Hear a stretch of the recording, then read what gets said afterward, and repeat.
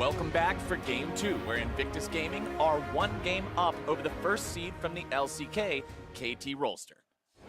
And what a game one that was, right? I saw a lot of reactions from people already after this one, hands up in the air. But you should remember that KT Rolster, I've seen them also play their own version of Turbo Cleave, right? It's not like they're gonna play the slow game or anything like that. And again, they that can was definitely pick it up. And again, that was reflected at Rift Rivals when these two teams played. That was a very dominating victory for KT. They're back on the blue side because IG with side selection picked red. The Shy stays in, so I imagine it's still about counter picks. We'll see if the ban strategy changes from KT, who did open with that Aatrox and then ended up getting punished by not banning Camille. They make that adjustment very early. Yeah, they got a little bit more respect for Ning after that one. Pretty well played in the team fights as well, even without a successful early game on the champion, which normally she does rely pretty heavily on. Here we go, though. This is going to be round number 2. What did KT Rolster prioritize this time? I doubt it will be the Aatrox. Urgot definitely proved to be much easier to execute for team fights, much easier to kind of build a fight around as well because he does get so tanky. And we'll see if IG just opt into the reverse matchup here, because the Shy definitely can play the Aatrox side as well. The Rakan engage was so punishing for KT, who uncharacteristically were trying to juggle too many things at the same time, really lost that game 1 through trying to take Rift Herald with score, while the rest of the members went aggressive in the mid lane.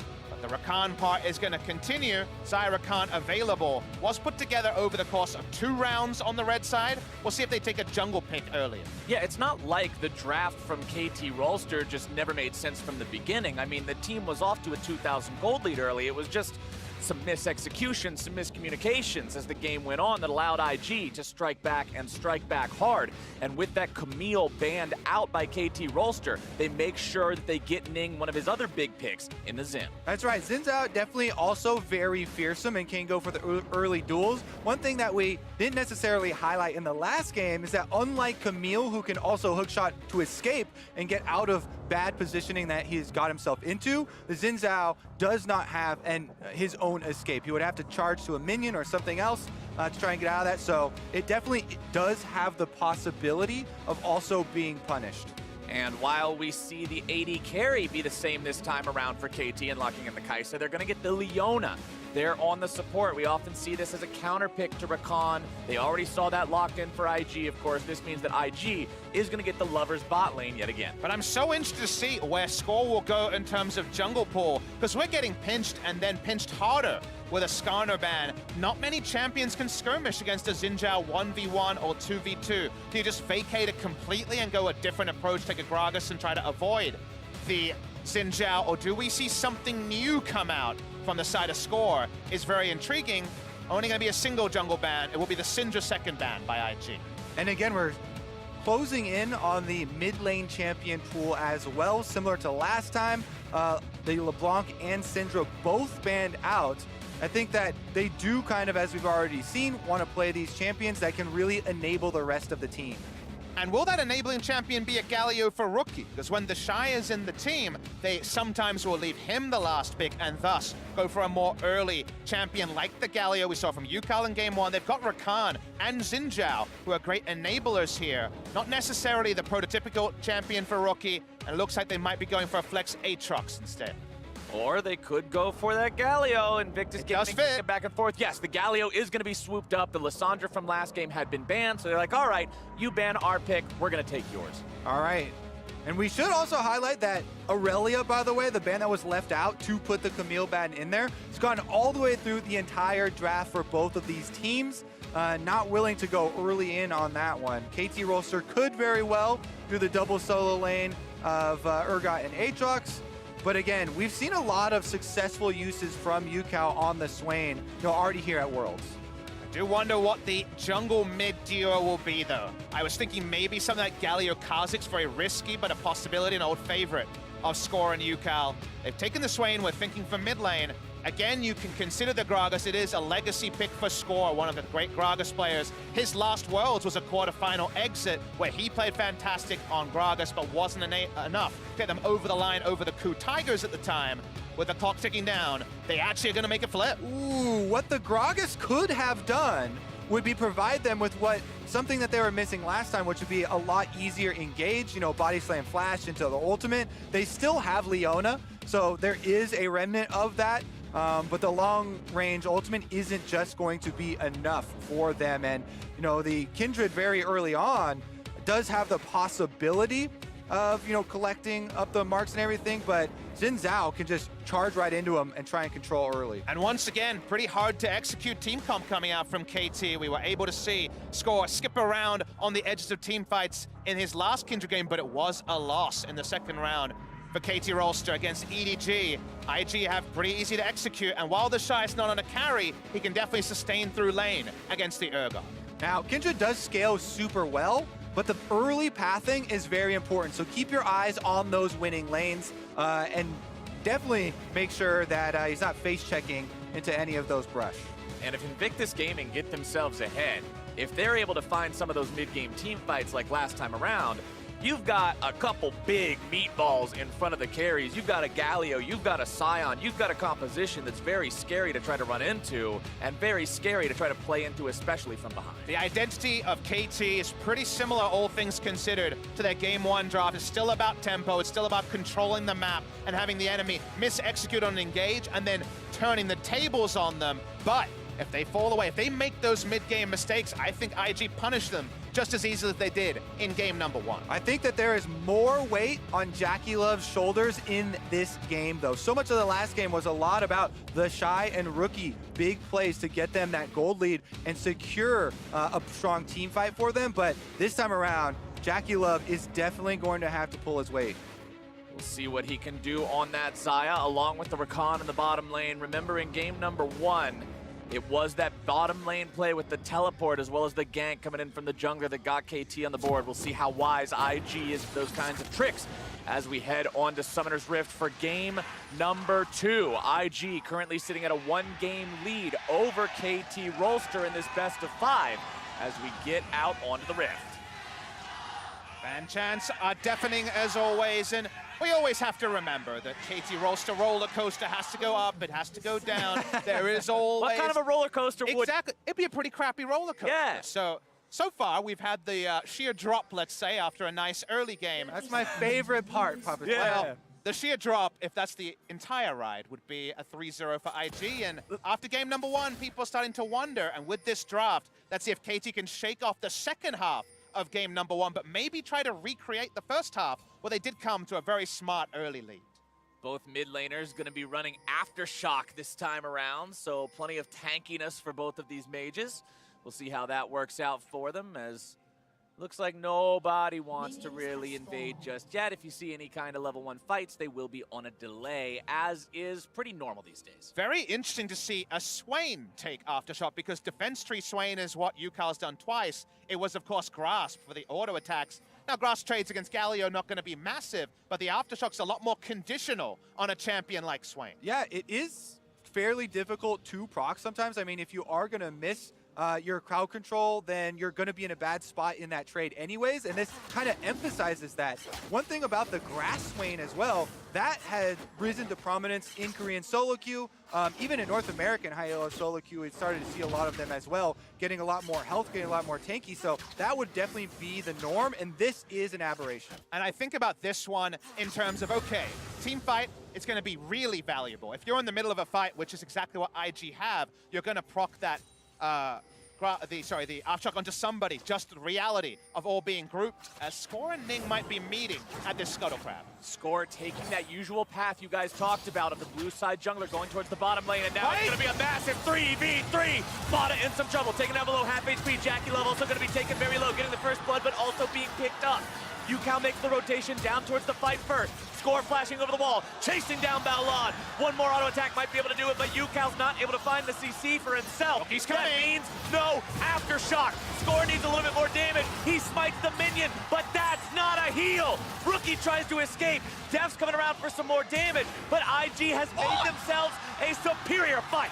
Yukal missing all of the grass right there. You can't take Aftershock and also do that. No. We had an early roam, but, in the aftermath there, we do have IG coming out on top, still getting the scuttle crab, still getting the vision, and the extra kill. And that's so important for IG to ride the momentum of their Game 1 victory into this play. Really extended fight where KT, the trading places that happen to kill Jackie Love ends up being costly. All right, focus fire is of the utmost importance in early level team fighting. Both teams pick their target and they're able to finish it off. In the follow-up here, though, we had both the mid laners trailing down through the river. Def tries to cut off Rookie. He comes a little bit later, but Baolon also stuck around on Rakan at low health, goes in with Thing to secure the last kill there, and then Yukao flashes in with the miss.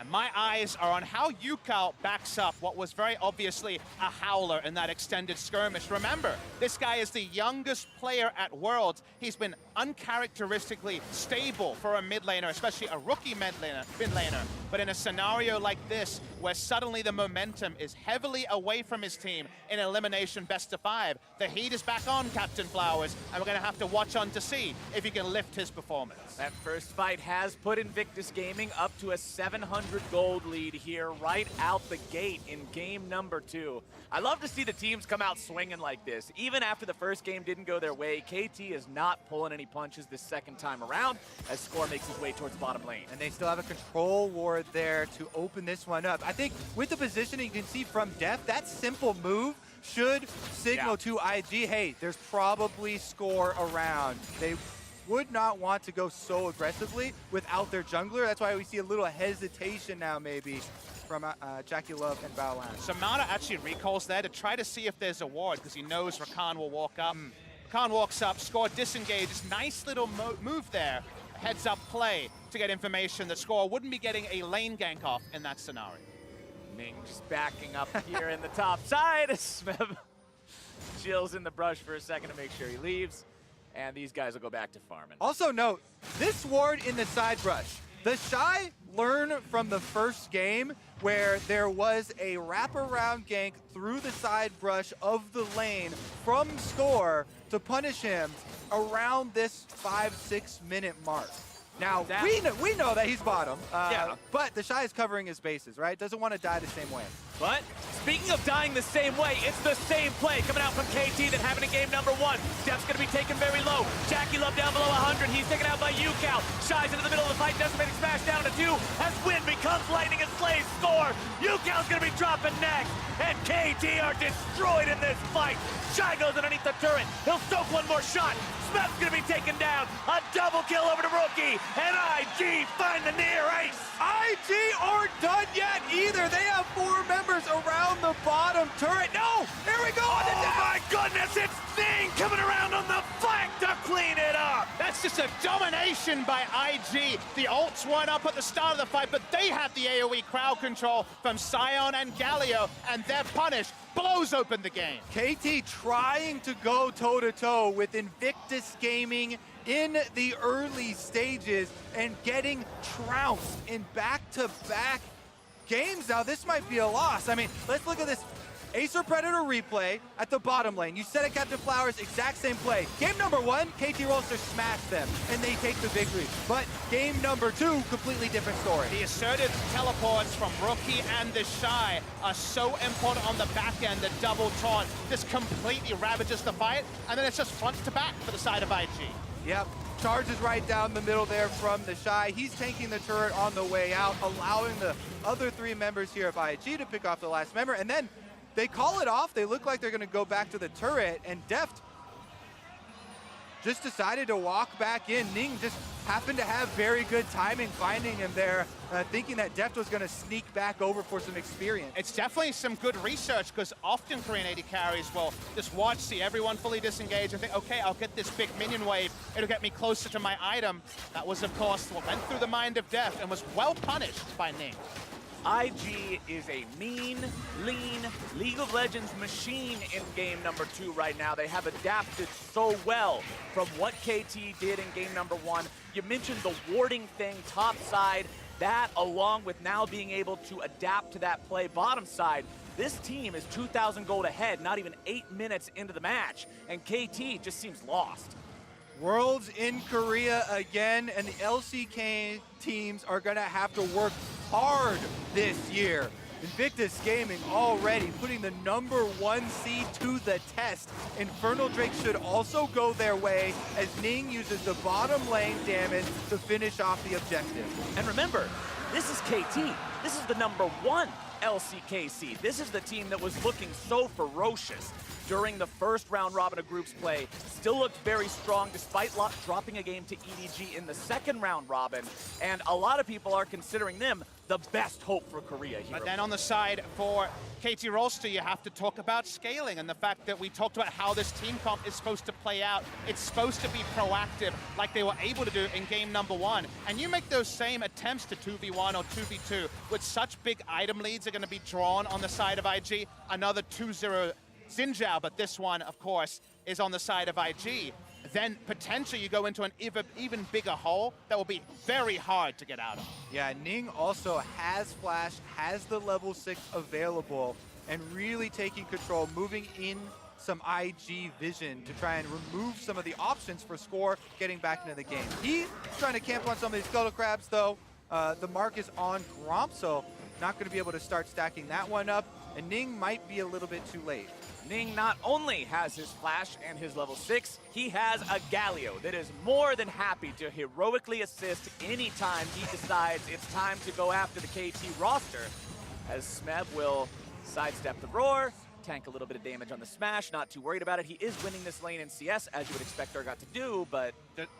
the Shy has a she. He's looking for trading. This man loves his carries, and he's going to want to take some aggressive trades. It may be Iceborne Gauntlet. It's going to be coming out of the Shy. You can take the man away from carries, but the carry mindset never leaves you, Kobe. I actually smiled as soon as they got it as well, because he's taking Grasp on Sion. So you stack up some extra health there, you stack up some extra health with your W, and he's going, you know what? Don't need to build it. Health. Don't even need to build it. So he's going to go with the Iceborne Gauntlet, looks to be the case. And with how well IG started in the early game, definitely don't refute that one. So looks like they should be able to secure bottom side now, as we have Ning once again trying to go support the Lovers duo here with some extra vision, some extra pressure. He'll move down, he'll walk over a control ward, so KT's aware of what's going on down here. We'll see how well they play around it, as Score will also show up towards this fight, places the control ward over the wall towards that red buff brush, just to make sure nobody else is coming around from that direction as the Shy goes into the trade. There's the Sheen damage. That's what you get for buying that extra trading power. One more decimating smash. He might go for this. Smeb's actually taking a lot of damage from this. Has to flash away from the Shy's ulti. Now thinking about turning things back around. Shy very low on mana here. Smeb's still looking to find more. Nice flash away from the Shy. Good flashes from both of them. It's not done yet, though. Smeb with the slow, trying to chase him down. Smeb is bloodthirsty. One more shotgun knee is not enough, and both will just barely get them. Honestly, people make fun of trading on champions like this so often. You know, Sion and Urgot fairly beefy, but that was one of the most exciting, trades of quote-unquote these tankier champions that we see there, and very important flashes on the ultimates from both players. But actually, a lot of the action was happening on the minimap. Previously, we were seeing Xin walk up and clear the tri-brush of a vision, put down a control ward. They also had control of the bot side river, and Galio walks down. So KT had to vacate their bot side and do lose first turret blood at about 10 minutes. Exactly. For the first time.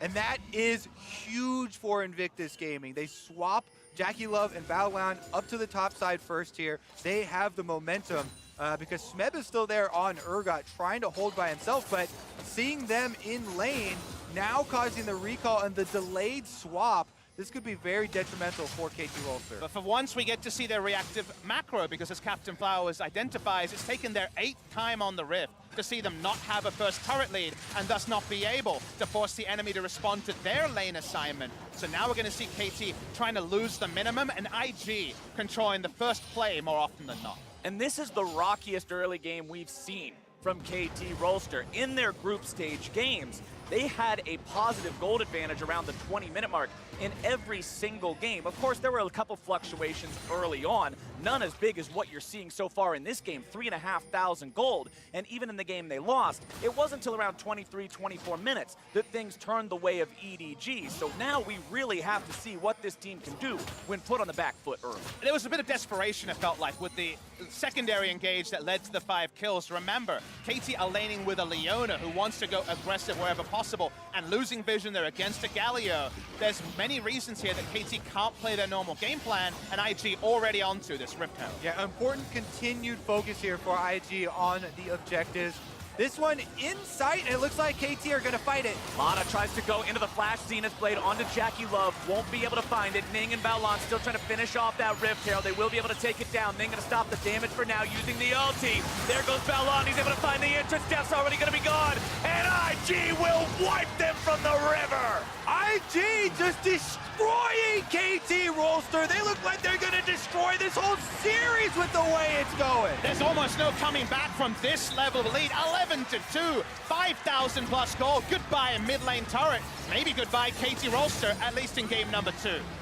This is the most kills IG have had pre-15 minutes in Worlds, and it's against KT Rolster. They are putting on a clinic today. Having the title of tournament favorite has been a curse this year at Worlds. Invictus Gaming really taking it to them. And this is the Invictus Gaming of the regular season that very often went one match loss, and from there just swept through lesser teams. They're making KT Rolster in 2 games look like a lesser team. KT continue to try to fight. They get Jackie Love out of the fight very early, but the turn here from IG is magnificent. Yeah, look at the cooldowns that they got already. So many ultimates up, but Balan makes the call on this Rakan. And the Rakan Galio combo absolutely incredible in this river fight. There was almost no reaction there from KT Rolster. Very nice charm into knockup, into the heroic entrance, and that was enough time they needed. That was just beautiful synergy from IG, knowing exactly what to do and how to do it, as now they sit at a 6,000 gold lead, 15 minutes into the game. This team has taken so much control over this game. KT's just praying for a mistake right now, but IG does not look like they're going to make one. And now usually you turn to your analysts and say, how do KT get back in this game? But we're kind of at the point where we say, maybe don't make those mistakes you did earlier. They have Leona, they have Engage, they have a comp that moves forward. They're going to try and outnumber. How will this go? Let's see if they can find the damage down to Rookie. He's very tanky. He's going to be flipped right back around. Shut down now. KT's able to find themselves one. Ning going to be taken low. Scores now into trouble. Knocked up into the air. Balan's finding multiple people here with the quickness. The root comes through. The damage goes down, but the shutdown goes over to KT. It's 2 for 0. And Smeb even lives just when they need it. KT Rolster have a little bit of life. And this is something that IG will do. They always want to fight. They're going right back in, even though they've already lost 2 members. We'll see what they can find. Looking to find the damage down onto that enemy support. They'll get that one, but can they get out alive? Ning goes over the wall, trying to run away, but Deft is there with the mop and bucket to take him down. Shutdown credit over onto that enemy jungler. It's a double kill for the Rakan. Smed's still in the front line. He does not know the meaning of retreat until Sion teaches him the hard way, as Rookie's coming around from behind. And this is going to be a hell of a rude awakening if he can find that taunt. Deft has almost no mana left for this fight. Rookie still looking to maybe find some more. Smeb down to 1/4 HP. Initiation onto Yukao, who immediately goes into the stasis. Smeb is evaporated as Yukao will slightly sidestep that decimating smash, but he'll still be decimated. And that's the ultra best case scenario for KT, was starting a fight like this outnumbered, getting some kills, but by the end the gold lead was very apparent. It wasn't exactly a decimation of KT, but it was just about as close as could be. KT Rolster got what they wanted early, finishing off the kill, but then the hammer comes crashing down as IG respond. Here's a look at how they started it all off. They're just committing everybody to try and get a pick somewhere on the map to open up a way back in this game. And they do finish off Rookie very early on. And from there, it's a nice use of the ultimate by Score. They're turning on to members. When Death comes for the backup, you might think this was going to be a win. And if they stopped here, that was just a straight-up win for the side of KT. But KT keep pushing forward. And IG know that with teleport on Rookie and a 10-second depth timer, there's a chance they can turn this around if it goes long enough. Yeah, the Shy did a good job of separating KT into two parts there so Ning could get the kill. Then he walks by here through Fog of War. Deft is able to follow that one up, but actually the re-engage from Smeb, very ill-advised, considering how tanky the Shy is and the possible teleport from Rookie. Rookie died so early, he gets to actually finish this fight, even though it started with a 3v1 taking him down. He tried to come in the most proactive way, wasn't able to, a bit scuffed on the first attempt at the engage, but there's no turret here, there's no full disengage available for KT. And when you fall behind a hard engage comp that's so tanky, the problem is that even if you outnumber Kobe, even if you do find the 3v1, it takes so long that some of those cashed up members of IG will eventually show up and eventually punish you. There's some numbers for you based on what I was talking about earlier. The lowest deficit, and I use that in air quotes, that KT suffered in groups at 15 minutes was a measly 300 gold ahead of their opponents. Now they're 6,000 gold behind.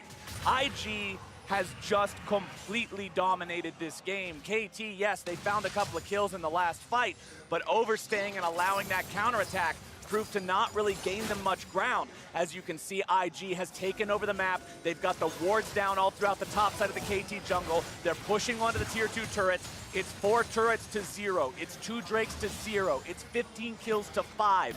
Any metric you want to count this game by, unless it's gold deficit, IG's winning. This world showing that advantage goes to the proactive teams. If you're willing to start it out, you often can carve out your own future. And KT have been trying to do that, Kobe, but not executing. That execution part is just as important as the aggressive mindset. The reason why they keep throwing themselves is, like we were getting to just before that fight broke out, that comp really only excels with engage, going proactive. They don't really have light at the end of the tunnel, barring some amazing 6-item outplays by a Kai'Sa. And we're not getting to 6 items too often at Worlds 2018, so they keep trying to find some gold, to find some footholds, and keep getting clapped down. And it really has come down to execution. I mean, both teams opted in to the level 2 3v3 fight around bottom lane. Teams keep opting in to these giant fights so early in the game, but Invictus Gaming have done it better over and over. And now Baron is on the map. 20 minutes in means that is a potential reward for another big team fight win if IG can find it. The Shy going up there thinking about maybe stealing away a blue buff, but can't quite do it. KT tries to sweep away some of this vision in their jungle, but for every ward you kill, IG places down 2 more. They're that far ahead. They've got disposable income, and it's going into vision. And it's so clear in terms of items. 2 items and then some to 1.5 on the side of KT. The people who are walking up to try to contest vision are too tanky to be bursted, and there's no Rage Blade once again on the Kai'Sa. Deft has found kills on Kai'Sa a couple of games in a row, but then the game is largely decided before the Kai'Sa gets a core down. And speaking of deciding games, this Baron's dying fast. IG say, hey, they're so scared of us. They're so stuck in their base. Why not just rush this down? There's no contest from KT. That's free Baron at 21 minutes.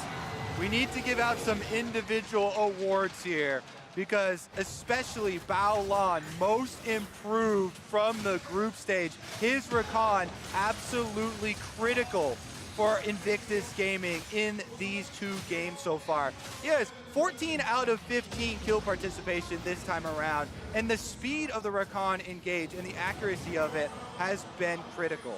It's kind of been surreal, especially as a longtime fan of KT or Korea as a fan, to listen in on the idea that IG are this really high-tempo team in the early game, that they're taking a lot of risks, that there's the potential that KT will be the control team that should win out in a lot of roles, because KT and IG really, if you think about their identity, aren't that different. KT are also a momentum team, also a team that may have won a best of 5, but it went all 5 games against Griffin. They had to come from behind in that game.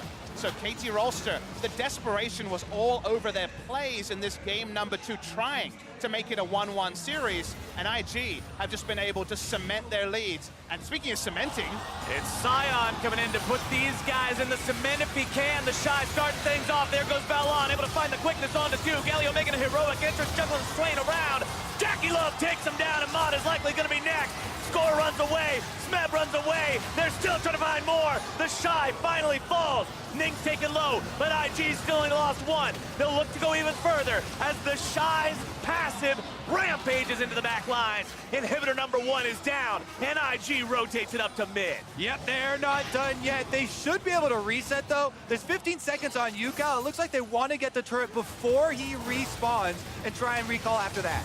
The winds of war nearly killing Mana. Smeb going in, looking to start this fight off. That's what they needed. Def goes on a killing spree, and Jackie's out of the picture. They need to find more to have any sort of a chance at making something big happen. TP coming in, Rookie walking away, and IG will disengage. all KT can find is a single kill, the Baron being won for a minute and a half more. It does nothing to arrest a 10,000 gold lead.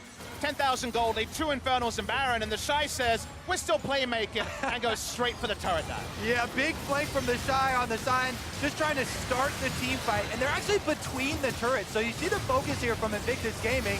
They actually focus the Swain, take him down immediately, and then completely split the team here. But yes, the Shy does go down, but he can get back up as Zombie. And he has so many other big beefy boys in the front. This meat grinder comp can continue to turret dive. KT go all in for a pick and do find it onto the Xayah, but that's not going to be accentuated with any further kills. Yeah, Jackie Love looked like he was trying to walk away for a good 2 seconds there, got stuck on a creep and couldn't get around it. The Shy happened to throw him over his shoulder, but that's just 1 kill, kind of a drop in the bucket as you're mentioning, and it's an easy reset after that for Invictus Gaming.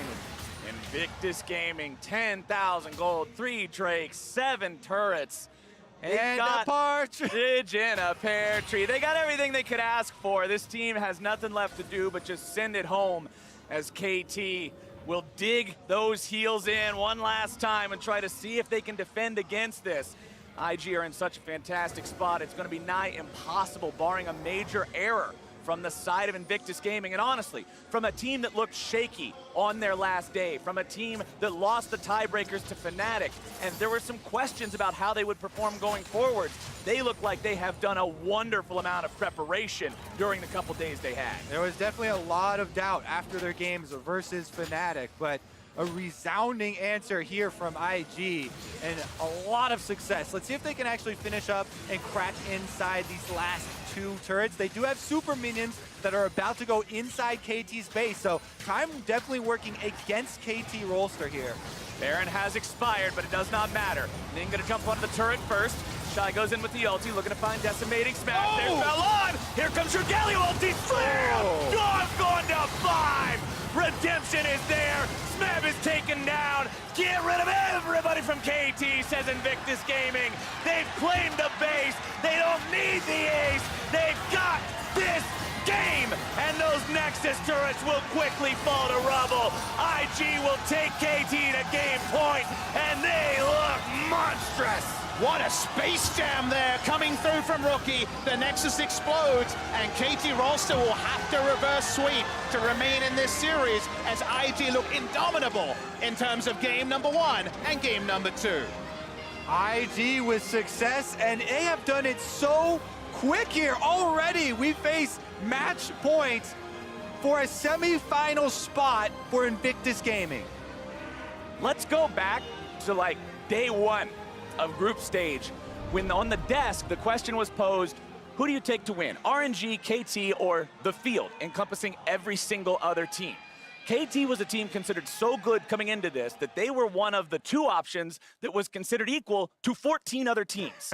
And now one of those 14 teams says you get 1 more shot. Well, that's incredible. Let's talk about also those days where everything seems so clear. This world has shown us that almost all of our prep very quickly was being ripped up, and the field's looking pretty good, Captain Flowers. That's all I can say. Well, Invictus are on the verge of sweeping KT, and to hopefully explain how it's come to this, let's send it over to those analysts. Thank you very much. I love watching your faces try and make sense of the current result here in this best of 5 as Invictus Gaming moves to 2-0, a dominant victory over KT here.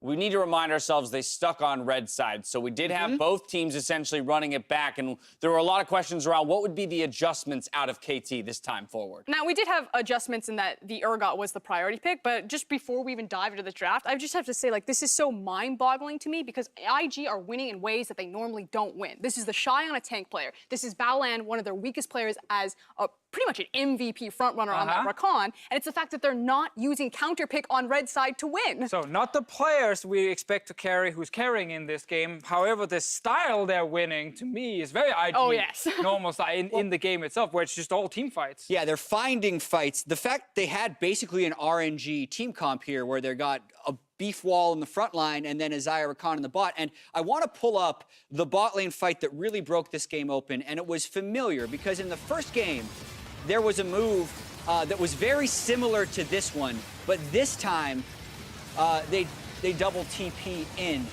This is actually the game 2 play. This is actually game 2 not here, the game 1 play. to clarify. So the point is, in the first game, they didn't teleport in. In the second game, they double teleport in to turn the tides on them because this is actually where KT got a lot of the advantages in the early game, but this time it was obviously IG that get the huge edge. It is very interesting, though, how KT, for this game specifically, after losing game 1 through these team fights in the mid lane, they said, screw everything we normally do. We don't want to play slow anymore. We don't want to try and get a numbers advantage before we make a play. Take the brain, leave it over here, go into the game and say, IG, you want to brawl in the early game? We will brawl against you. So they took every fight like this. Kindred was level 3 when this fight started. Deals no damage in the early game. They used all the abilities on one player. So when all the other IG members show up, there was no damage left. That's why they could turn around so quickly and just destroy them. And this happened again and again and again. It did, but I also think about the way that KT plays, specifically Mata, and he bluffs so much in the bottom lane. Like, we think back to the group stage, he was headbutting through the walls at level 1, he was opting into every level 2, and he instilled fear on the opponents. He was doing the same things this game, it's just it wasn't working. Right? IG was matching it. They had the better early game jungler down there in this situation because of the extremely high priority they put on Xin Zhao in the draft phase, and it just kept working for him. Yeah, IG calling KT on their own strategy. I do want to push us forward to one more fight. Happened around the Rift Herald, and it's crazy to me that a pre-15-minute fight, I can essentially call the game-deciding fight. Yeah, and we're pausing this one now because we want to ask the question, what can KT do here? Because in their mind, they've just used Mata's ulti to force Jakilov to use his ulti and also flash away. And at this point, if you actually want to take an effective fight, Yukal needs to just get straight towards Baolan and Ning, because otherwise, they will just turn around. And here's where the Rakan pick, for me, actually becomes the MVP, because when we roll the clip, you will just notice how he spots Deft standing a bit on his own, and he instantly calls, guys, we can go for this guy. Martin ends up standing next to him as well, and this engage gets 3-member charmed, 2 members knocked up, and then a Galio ult. And because this composition has so much engage and they're so quick, they can just destroy KT. I think the only way for KT after they blow the Leona ult is just try and go into the pit, otherwise run away. Don't take the 4v4. Well, Baolan right there, your MasterCard player of the game, absolutely stepping up. Again, top of the day, we said the biggest mismatch, Mata versus Baolan. And he's got something to say about that today. And Baolan and Jakilov, they've been a formidable 2v2 in the LPL, but Baolan has been one of the weaker members of Invictus Gaming across the lineup, is the weakest member. So for him to have a turnaround performance like this, it's just mind-boggling. This is also his first time going international. You know, outside of Rift Rivals, which was played in China, he has never left the country to compete. So we talk about how Jakilov is the rookie, that maybe he might have nerves. Baolan is right there next to him. You know, there's no veteran voice in that roster to ground it. Double Rakan games, didn't get to play, he didn't look good when he had to play the Leona matchup against Fnatic, against the Rakan specifically. To me, a change going into the next game, if you are KT, is that Rakan pick, because it's too good for IG right now to force engages on Deft. Yeah, and I think when we're asking where does KT go from here, what I think has happened in the first 2 games is IG has given draft priority to the jungle and the bot lane, which are their weaker players, and KT has given draft priority to try and target the solo lanes, right? They've thrown 4 and 5 mid lane bans at Rookie, and Rookie has still had dominant performances. So You can't slow down Rookie, right? I actually think they have to drop a good number of their mid lane bans, spend draft resources on getting the jungler or the support for IG onto bad positions, and maybe they can go from there, because this Rookie versus UCal matchup, we were talking about, would 17-year-old UCal be able to match up against the best mid lane laner in the world? The answer has been emphatically no so far. So you need to try and get UCal on a more comfortable pick. I have some information that might make you all quite angry.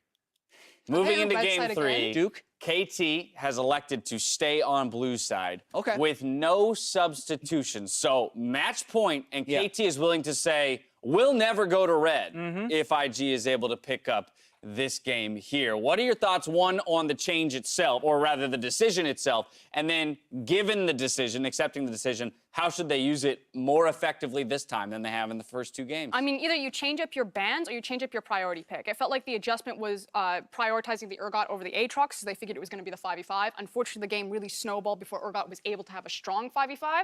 Or I think they either ban the Rakan or they priority pick the Rakan, is personally what I think is going to happen. Yeah, actually, I'm not too shocked with them picking blue, because IG are not counter-picking solo laners, which was supposed to be the big deal about red side for them 2 games in a row now. So they probably say, you know what, with our first pick, as long as we get rid of Rakan, we don't have to first pick it, we can still take the Urgot and have a strong team fight. I think that will slow down IG a lot, because they're really using this engage so well. Yeah, and I also just want to say that IG right now, this is the IG that they wanted to show when they barely lost that spring split playoff match to RNG. It's with the Shy, it's brawly from the start, it's the 38-2 in the regular season IG that's trying to prove to the world that they are legit. And they want to meet him again in the semis. It's a huge redemption story. I mean, this is the road home for Rookie. He chose to leave the LCK to come to the LPL and prove that he made the right call. So showing up semifinals, taking down the LCK's first seed, just says #worth to Rookie. He left One KT, now he's game first, away from doing it. Exactly right. MasterCard, Riot Games' first global sponsor, found fans who made the trip from China to support the LPL teams. And that kind of dedication made them today's MasterCard fans of the day.